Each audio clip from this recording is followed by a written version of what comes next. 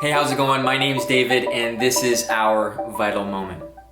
About a year and a bit ago, my wife and I, we moved from a city to a rural setting, and let me tell you, there was a lot of change that we were not ready for. And what's interesting about moving to the rural setting is that we were so in love. We found out that we were so in love with our city roots. We loved the way that we were living. It was so easy. We were so used to it. But when we moved to this new town, it was so different. It was only 35 minutes away, but we were we just kept on clinging to our old ways of doing things. We weren't really striving in this new area. So we had to learn to adapt and shift and learn something that there is new in our life that we just need to be okay with. What's interesting about our lives right now is we're about to move into something brand new. You got specialists, you got people all around the world saying there will never be the same normal that we had. There's this new normal coming. And what's interesting about this new normal is if we don't sit into it or lean into it, we will be held back. We will feel like we're being left out.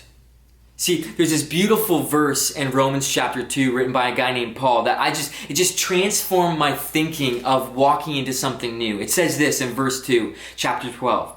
Don't copy the behavior and customs of this world, but let God transform you into a new person by changing the way you think.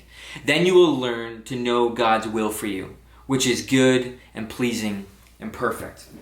It really transformed the way I thought about this new normal that we're about to walk into. Because culture and the world that we live in will tell us to move this certain way, wear this certain clothing, eat at these places, and travel to all the same places that everyone else is going into. But I love how Paul tells us and challenges us to distinguish our lives from the world, but not based on our outward representation, but the way we think and our thoughts. He tells us to be transformed in our minds. See, a resilient life, which is built on the rock, distinguishes you because you think differently. You lean into what the Spirit of God wants you to do.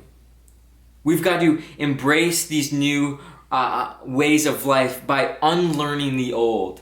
Now that kind of sounds scary probably, unlearning the old, but if you don't make room for what God wants to do tomorrow, He will never allow us to have this resilient life where we advance with all of His plans that He has for us. See, we can't put God in a box. We can't, because He doesn't live by those parameters, and we define Him that way, nor does He actually operate the way that we want Him or expect Him to operate.